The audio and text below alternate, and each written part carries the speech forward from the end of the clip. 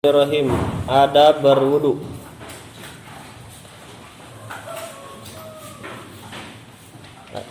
Asy-Syaikh Imam Al-Ghazali rahimahullah membahas adab dalam berwudu.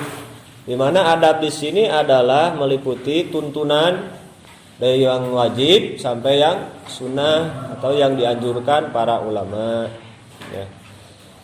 Maka di sini diawali faida faragta minal istinja fala tatruki siwa. Pertama sebelum wudu, kan kemarin dari awal habis bangun tidur ya, terus masuk WC istinja, buang air terus istinja.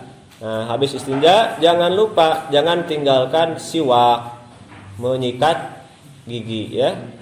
Sikat gigi saja diatur oleh Islam. Gigi kita saja diperhatikan gitu ya. Fa'innahu mutahhirun lil fami. Pertama, manfaatnya tentu akan membersihkan mulut. Kalau dulu sikat gigi ada kayu siwak ya. Sekarang masih banyak dijual. Coba pakai itu. Coba sekali-kali kita coba beli ya yang kayu siwak, pakai itu siwak.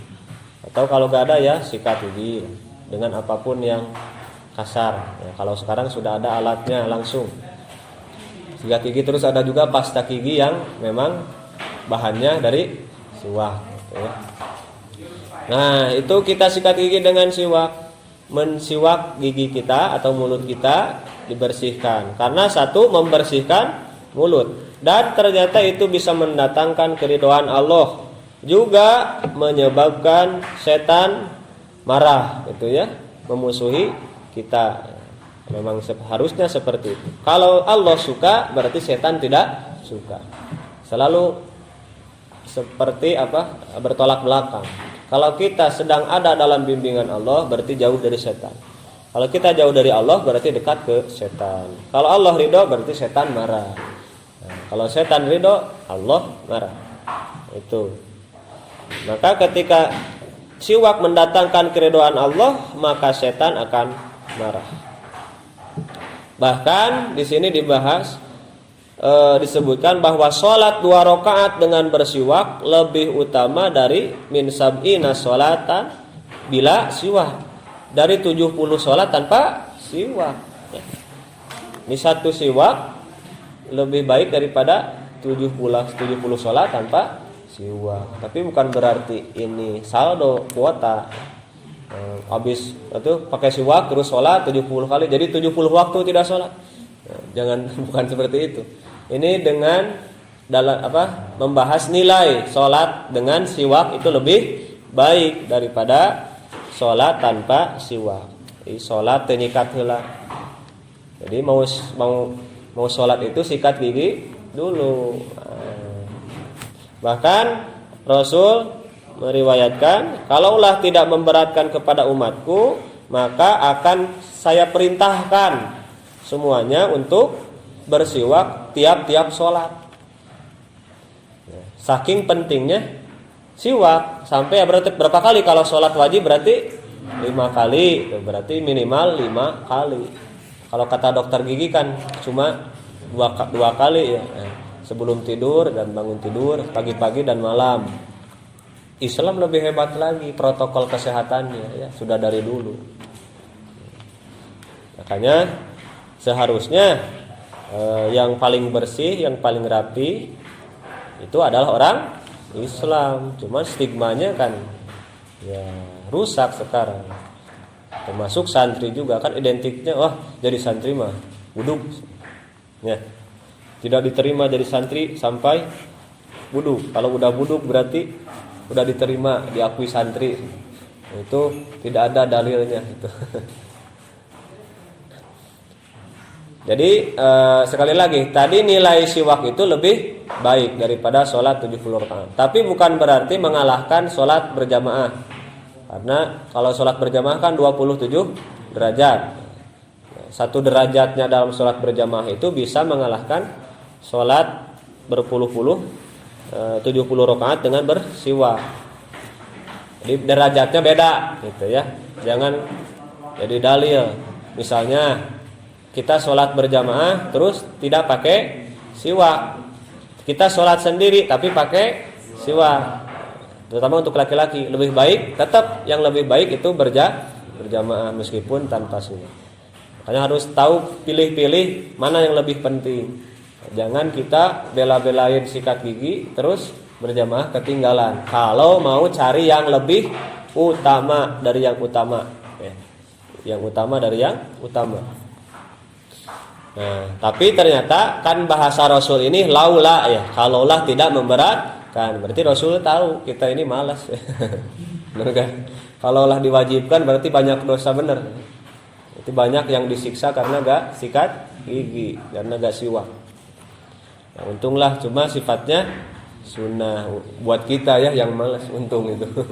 Tapi coba kita rajin, lebih rajin lagi sikat gigi, ya. Atau bersiwak. Lalu setelah itu kita bersiap untuk wudu. Duduklah untuk berwudu dengan menghadap kiblat di atas tempat yang tinggi supaya tidak terkena percikan air kencing. Ya, kalau misalnya kita ya wudunya dekat sama ada tempat yang najisnya misalnya. Atau supaya tidak basah juga. Makanya di tempat wudu suka ada ke bawah ya buat nampung air. Jadi kitanya ada di atas atau ada penghalangnya supaya tidak becek ya. Nah, kecuali keran yang murah. Pas di itu kan pas dibuka itu wah nyebur kemana-mana gitu ya. Bagus yang di masjid-masjid yang mahal-mahal itu ya kan ada penyaringnya mungkin ya dari dalam. Bagusnya yang itu. Nah, kita siap-siap di tempat yang tinggi. Lalu setelah itu kita membasuh ucapkanlah bismillahirrahmanirrahim. Atau cukup bismillah juga cukup gitu. Kalaulah lupa maka bisa baca di tengah-tengah gitu. Lalu setelah itu ucapkan, kalau di syarahnya ada alhamdulillahilladzi ja'alal ma'a tahuron. Kita bersyukur dulu bahwa kita masih punya air yang suci. Air ini suci, bersih, disucikan dan dibersihkan oleh Allah. Masih banyak air bersih kan di kita. Tidak seperti daerah yang lain, contohnya di Afrika atau di mana yang susah air atau tempat-tempat yang kering. Kita alhamdulillah banyak air ya, jangan lupa bersyukur. Alhamdulillahilladzi ja'alal ma'a tahuron.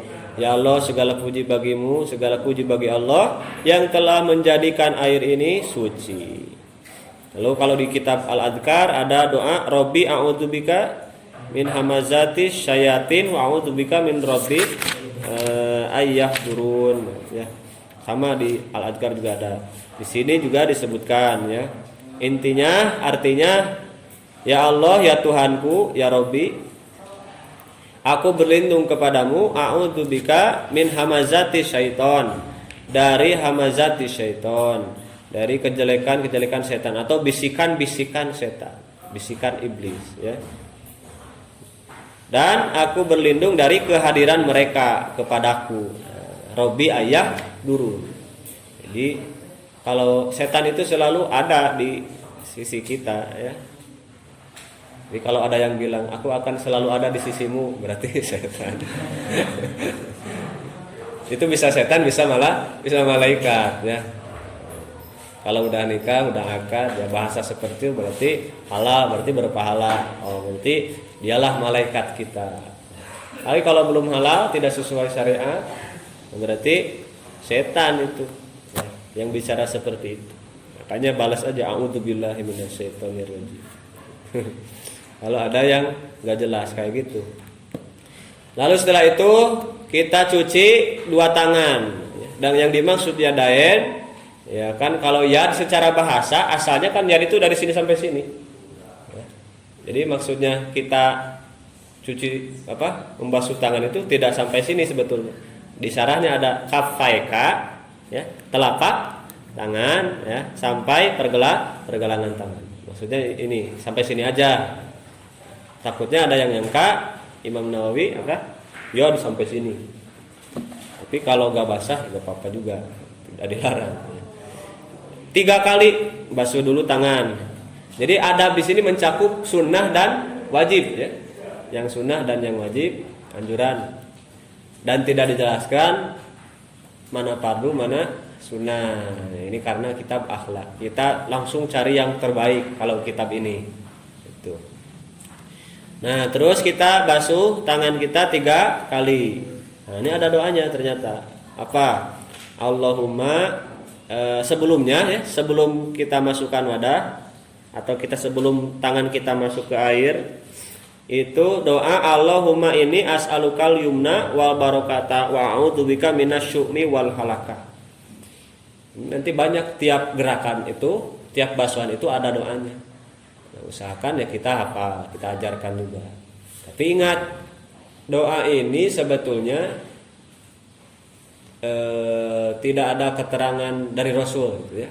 Tidak ditemukan keterangan langsung dari Rasul. Jadi jangan bilang Rasul juga membaca doa ini. Jangan bilang seperti itu. Takutnya kita termasuk orang yang membuat kebohongan atas Rasul. Tapi bukan bid'ah juga ya. Jangan bilang juga bid'ah. Karena gampang membid'ahkan itu kan kullu bid'atin dolalah wa kullu dolalatin finnar. Kullu muhdatsin bid'ah wa kullu bid'atin dolalah. Setiap bid'ah itu sesat dan setiap sesat itu masuk neraka. Berarti kalau mencap bid'ah itu sama dengan mencap orang masuk neraka kan bahaya. Wah, bid'ah itu tidak ada di Rasulnya. Tapi kan ada, makanya usul fikih. Ada dalil yang lain. Nah, berdoa itu bisa tidak dilarang dalam wudu. Ada yang berpendapat seperti itu, termasuk Imam Al-Ghazali. Ya kalau yang tidak mau ya tidak usah, nggak apa-apa. Ya. Tapi ini adab. Misalnya kita basuh tangan, ya kita minta kepada Allah, ya Allah, aku minta kepadamu al-yumna, ya, untuk mendapat keberuntungan dengan apa? Dengan kekuatan taat, wal barokata dan keberkahan. Dan aku berlindung dari kejelekan dan kehancuran. Berdoa kan sah-sah saja, gitu ya. Lalu kita niat untuk menghilangkan hadas atau membolehkan niat untuk wudu membolehkan sholat. Tapi tetap yang pokoknya niat itu ketika inda gusli awali juz'in minal wajhi, itu ketika fardu. Ya, kemudian niatlah untuk menghilangkan hadas atau mengerjakan salat. Ya. Pertahankan niat ini hingga membasuh muka. Jadi dari awal sudah bermaksud, itu sudah dicatat. Ya. Sudah bermaksud melakukan sunnah wudu gitu ya.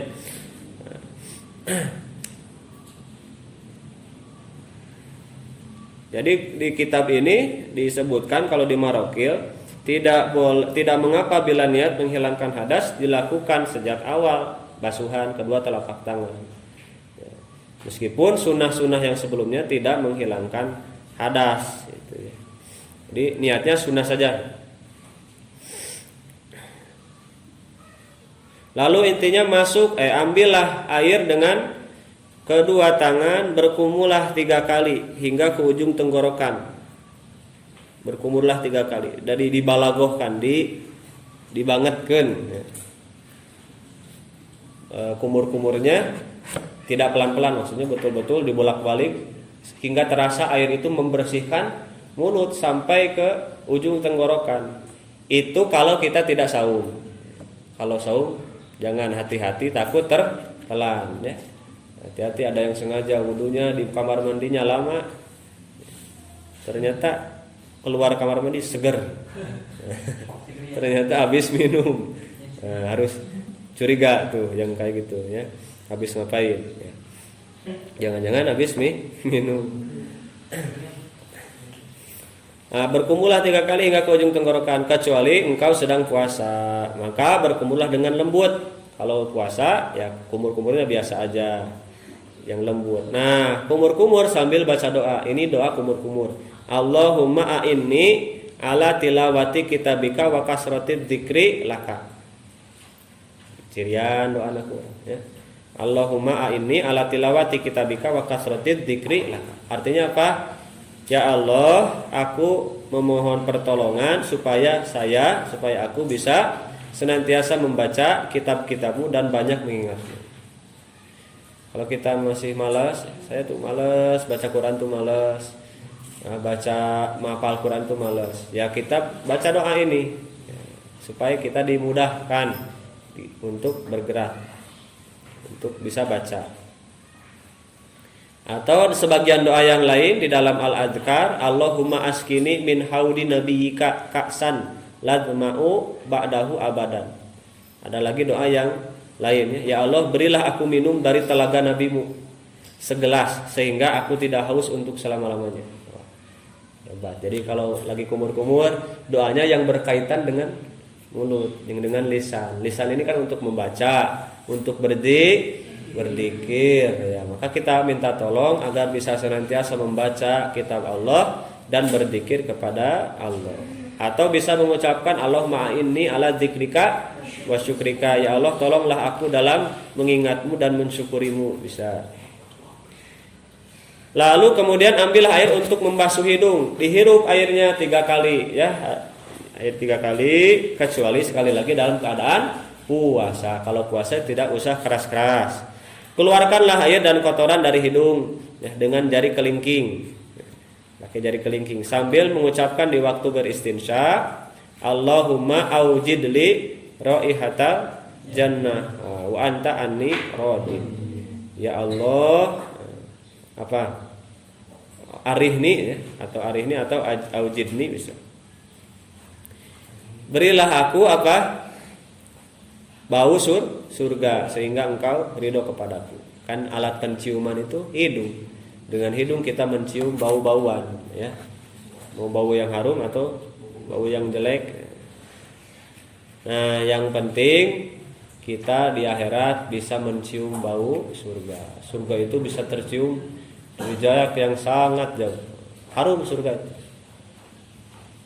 Harumnya memberikan kenikmatan. Tidak harum apa ya, yang kalau misalnya ada teman kebanyakan pakai minyak wangi kan enak juga ya. Tapi betul-betul ya jadi nikmat harumnya itu.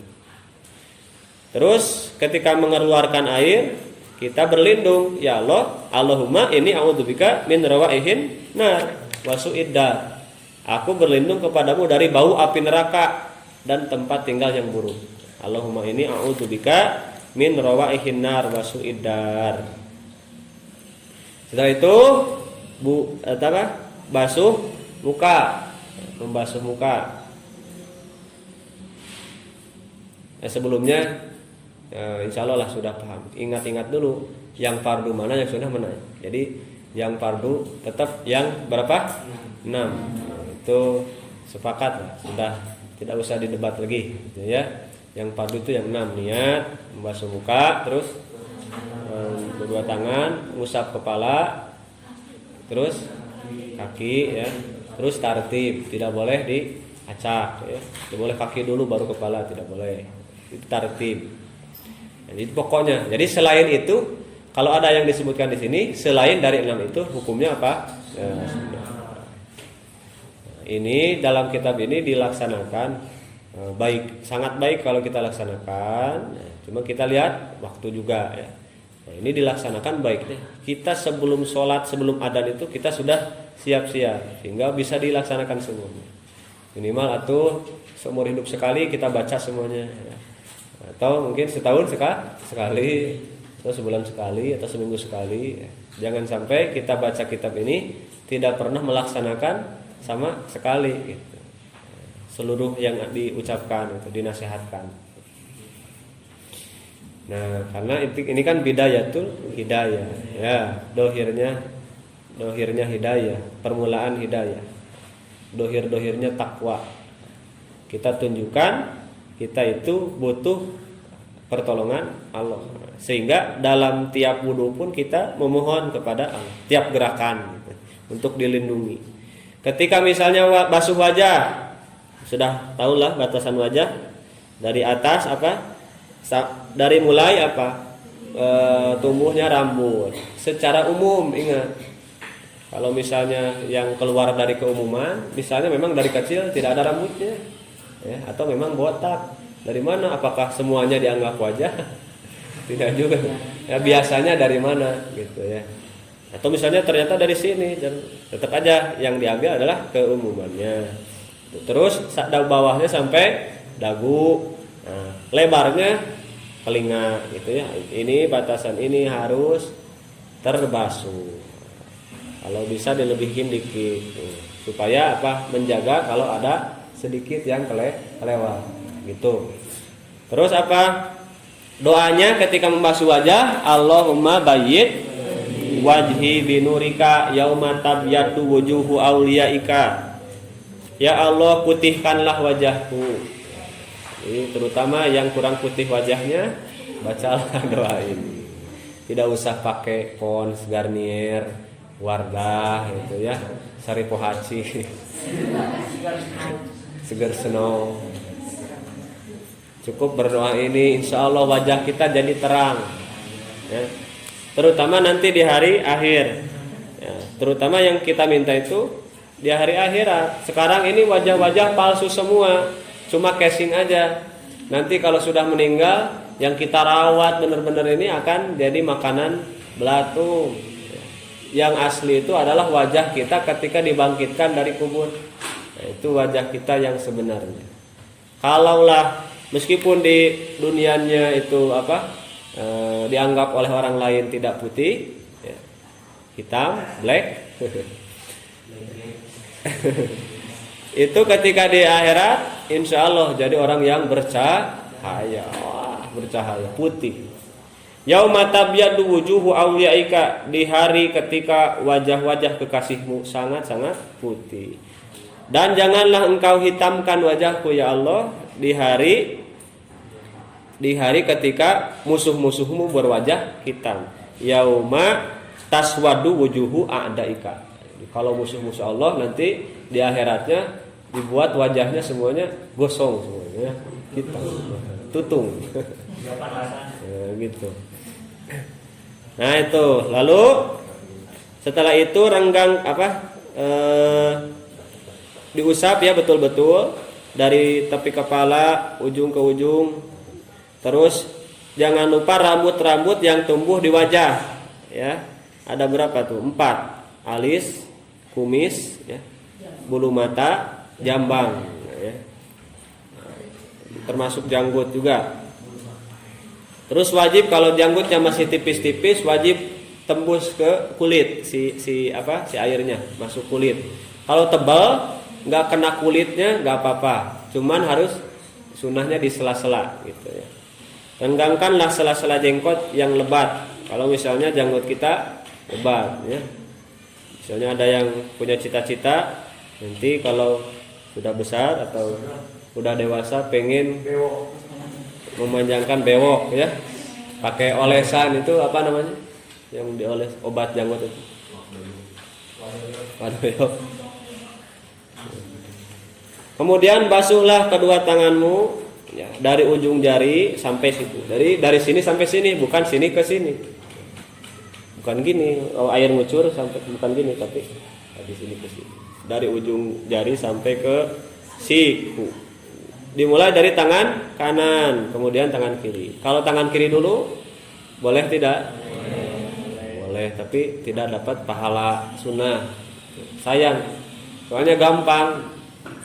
Kecuali kalau sunnahnya yang berat disuruh apa, ini kan cuma mendahulukan yang kanan, apa susah itu.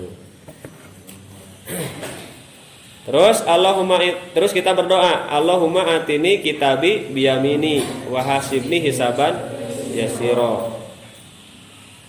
Oh ya, kalau kita punya cincinnya direnggangkan ya, atau dilepas. Takutnya ada enggak kebas atau gimana lah, asal cairnya masuk.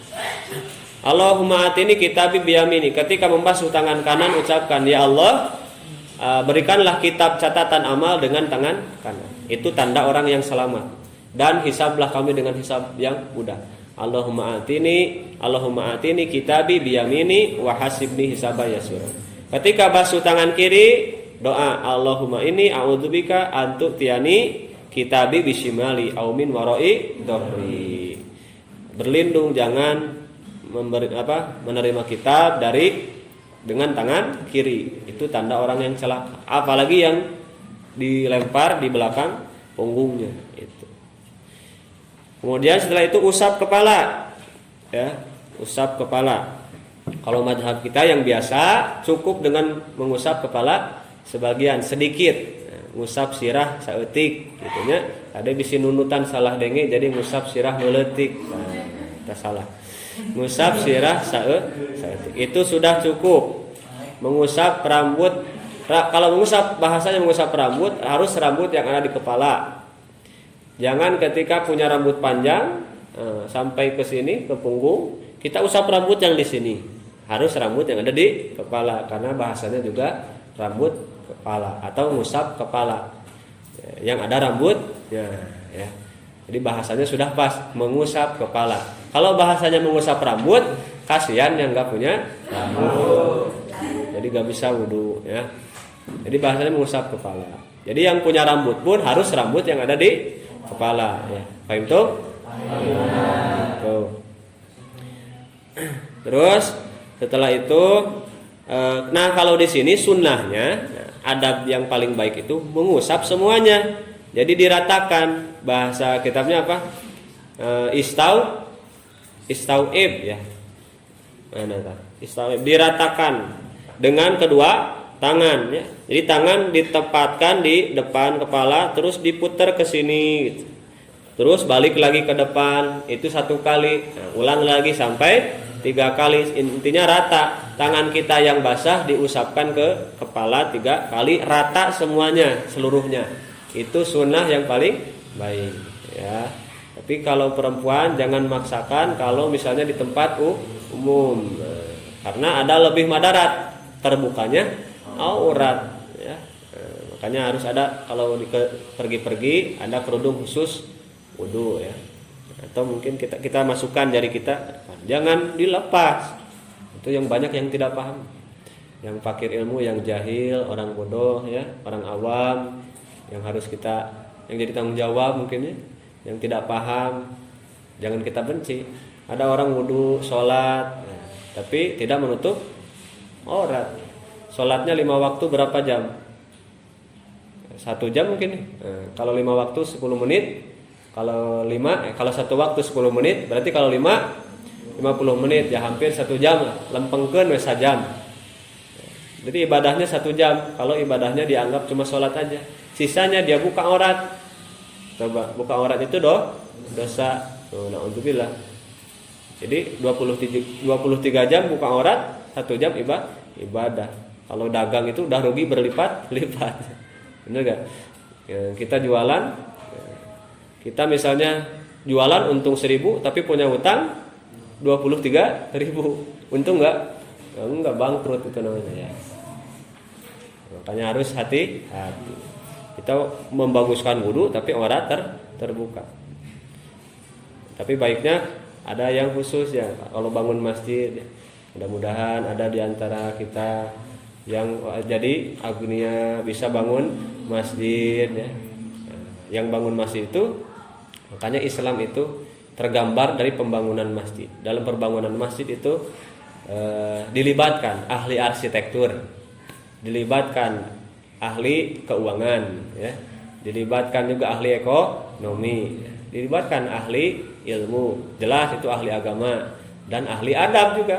Sehingga ketika arsitek mau membangun tempat wudu, tanya ke ahli adab, tempat wudu baiknya ngadep kemana, ya kan? Nah gitu. WC-nya harusnya ngadep kemana? Itu kerjasama semuanya. Indah kan ya? Kalau semuanya bersatu. Jadi ketika kita milih jurusan, misalnya kuliah jurusan arsitektur, bukan berarti jauh dari Islam. Wah, ternyata mah duniawi. Urang mah PAI, istiqomah. Makanya pendidikan agama Islam. Nah, orang mah hayang ka surga. Marukan lamun jadi arsitek mau ka surga? Bisa ya. Bisa jadi ahli ekonomi pun bisa ke surga ya. Jadi masuk ITG. Institut Teknologi Garut. Bisa ke surga? Bisa. Bahkan yang PAI justru bisa kena ya, bisa semuanya ada peluang ke surga karena neraka belum tentu. Yang jurusannya PAI ahli surga semuanya. Bahkan ada yang masuk universitas Kristen bisa masuk surga, ya bisa asal akidahnya saja tidak terganggu ya. Kan Nabi Musa juga masuk ke Fir'aun, ke istana Fir'aun, tidak ikut-ikut seperti Fir'aun. Nah, itu maksudnya kita ilmu ini jangan pendek ya, pikiran itu jangan cetek. Misalnya ketika wudu nih butuh air, berarti butuh ahli pengairan, butuh ahli geologi juga ya, apa yang namanya ngurus bumi itu, bagaimana nih cara supaya air ini suci bersih, ahli biologi juga.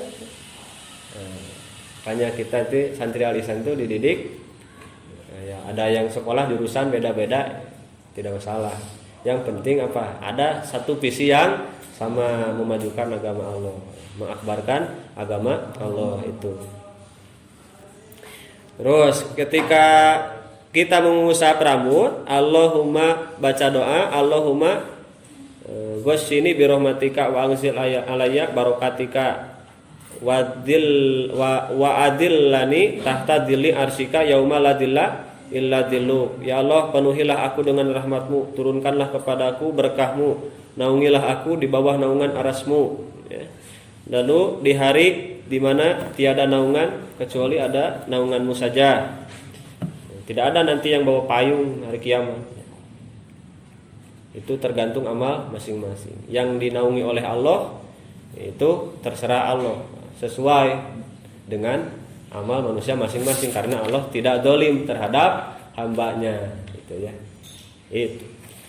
Lalu setelah itu, setelah kita basuh kedua usap kepala, kita sunnahnya membasuh telinga. Wajib tidak? Tidak ya.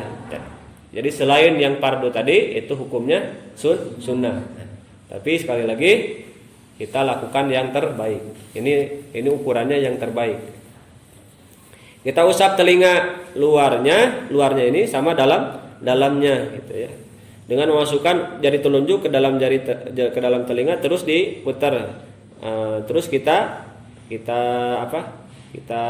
usap, gosok dengan ibu jari gitu. Lalu berdoanya apa? Allahumma ij'alni minal ladzina yastami'unal qaula fayattabi'una ahsana. Ya Allah, jadikanlah aku golongan orang-orang yang mendengarkan terhadap satu ucapan, lalu kita mengikuti perkataan yang baik darinya. Jangan kebalik, jadi orang itu Ustadz ceramah 1 jam, yang diambil yang jeleknya aja, wah pas yang nggak enaknya kita potong misalnya. Padahal banyak yang baik yang disampaikan, gitu ya. Tapi itulah manusia, terkadang suka melihat jeleknya, seperti ketika ditanya, ini apa? Kan titik hitam ya. Padahal mah ada luas, ada hamparan warna putih di sini. Tapi yang terlihat titik hitam. Tidak dijawab, ini papan tulis putih dengan sedikit titik hitam. Tapi langsung aja ketika ditanya, ini apa? Titik hitam. Langsung kelihatan. Ada kertas putih, terus kita titikin, tik. Yang kelihatan ketika ditanya orang, apa itu? Itu titik hitam. Padahal lebih besar mana? Putihnya atau hitamnya? Putihnya. Nah, itu tanda orang itu memang sering melihat aib orang, itu meskipun sedikit. Jadi kalau sedikit itu suka terasa langsung, suka kelihatan. Ya. Nah, rubah pola pikirnya. Jadi tiap ucapan itu ikutilah yang baik-baik, yang baik-baiknya saja. Lalu Allahumma asmi'ni munadiyal jannah fil jannah ma'al abrar. Ya Allah, perdengarkanlah kepadaku seruan dari orang-orang yang menyeru di surga bersama orang-orang yang berbakti kepadamu ma'al abrar. Ada yang bilang penyeru ini adalah para malaikat. Ada juga yang bilang Allah langsung nanti dipanggil ya, dengan panggilan rahmat seluruh penghuni surga itu. Sehingga semuanya mendengar ya suara panggilan. Nah, ada juga tambahan kalau di kitab ini diusap punduk ya. Meskipun ada juga yang bilang tidak usah, itu nggak boleh ya, bid'ah. Ada juga ya seperti itu. Ya kita niati saja untuk membersihkan saja gitu ya, membersihkan. Kita berdoa supaya leher kita, punduk kita ini tidak terlindung dari rantai neraka. A'udzubika minas salasil wal aghlal. Ya Allah, lindungilah leherku ini dari api neraka, dan aku berlindung dari rantai-rantai neraka. Nanti kan dirantai kalau orang yang diazab sama Allah. Ya. Na'udzubillah min dzalik. Lalu basuh kedua kaki hingga atas mata kaki hingga tumit. Direnggangkan jari-jari kakinya. Terus masukkan jari-jari tangan dari bawah. Usaplah mula jari kelingking kanan hingga berakhir kepada kelingking kiri. Di sela-sela. Itu yang bagusnya.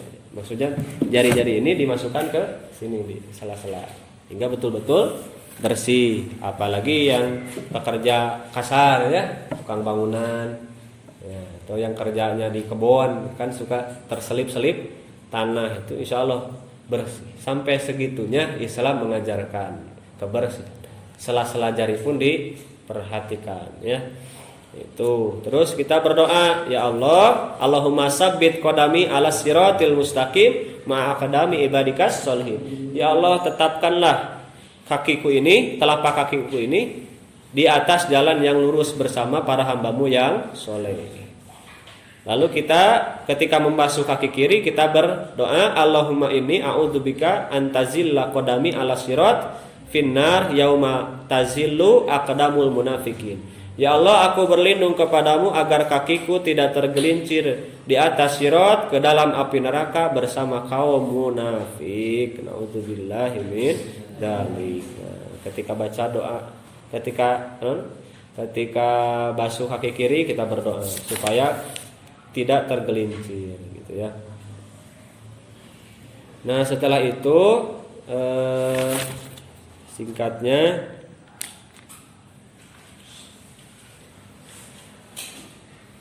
nah ini ada keterangan di tengah ya.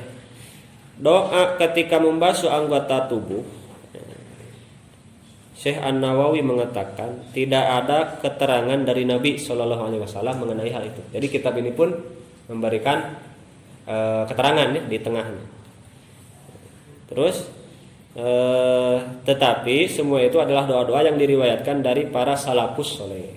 Jadi para salafus saleh itu para ulama salaf, ulama-ulama terdahulu yang lebih dekat zamannya dengan Nabi, para sahabat, para tabi'in. Ada yang menambah dan ada yang menguranginya. Tapi intinya sama. Supaya mengingatkan saja, supaya betul-betul anggota badan kita ini semuanya terbimbing ya, terbimbing. Jadi takutnya ada yang kelepasan ngomong, ini doa dari Rasul. Ternyata di kitabnya saja disebutkan bahwa doa tersebut tidak ya. Tapi sah-sah saja kita berdoa supaya lebih mendekatkan diri kita, lebih menjaga diri supaya doanya jadi dakwah gitu. Nah, supaya terdorong anggota badan ini tersugesti. Karena satu orang itu ada cepet. Karena apa? Karena sugesti itu, doa itu bisa apa? Merubah badan ya. Asal yakin. Doa itu makanya harus disertai keyakinan. Jangan ragu-ragu. Harus yakin. Makanya ada penelitian air itu di orang Jepang, tahu gak? Yang meneliti air. Air yang dibacakan doa atau kata-kata positif itu ternyata partikelnya bisa berubah jadi lebih baik dengan air yang dikasih kata-kata negatif. Ternyata berpengaruh kata-kata itu diteliti oleh orang Jepang kalau nggak salah. Makanya di kita kalau mau minta doa ke kiai ulama, bawa airnya dikasih doa. Itu keberkahan doa. Tapi bukan kita yakin kepada airnya, tetap minta mah kepada Allah gitu ya. Cuman melalui doa, melalui wasilah. Nah itu, setelah wudu kita ringkas saja, kita berdoa. Nah, berdoanya arahkan pandangan ke langit, jadi menghadap ke atas kepalanya. Nah, terus kita berdoa, terus menghadap kiblat ya, dadanya menghadap kiblat. Lalu apa? Nah ini doa di sini panjangnya. Asyhadu alla ilaha illallah wahdahu la syarikalah wa asyhadu anna muhammadan abduhu wa rasuluhu subhanakallahumma wa bihamdika asyhadu alla ilaha illa anta amil tusuan wa zalamtu nafsi astaghfiruka wa atubu ilaik faghfirli wa tub alayya innaka antat tawwabur rahim. Allahumma ij'alni minat tawwabina waj'alni minal mutatahhirin waj'alni min ibadikas sholihin waj'alni saburon syakuron waj'alni adkuraka dzikron kasiron wa usabbihuka bukrotan wa asila. Silakanlah maknailah karena waktu, silakan maknai sendiri. Itu doa yang luar biasa. Intinya ada kata kunci di situ. Intinya kita berdoa supaya kita termasuk orang-orang yang senantiasa menyucikan diri, baik secara dohir dengan wudu, dengan mandi, dan juga secara batin ya, bersihkan diri dari dosa, pikiran-pikiran negatif ya, kesedihan-kesedihan kita bersihkan. Tidak ada orang yang bersih, ada juga orang yang senantiasa membersihkan diri. Makanya minal mutatahhirin, bukan orang yang tohirin, orang yang sudah suci, tapi senantiasa mensucikan diri. Allah. Akhirul kalam, wallahu a'lam bissawab. Rabbi yassir lana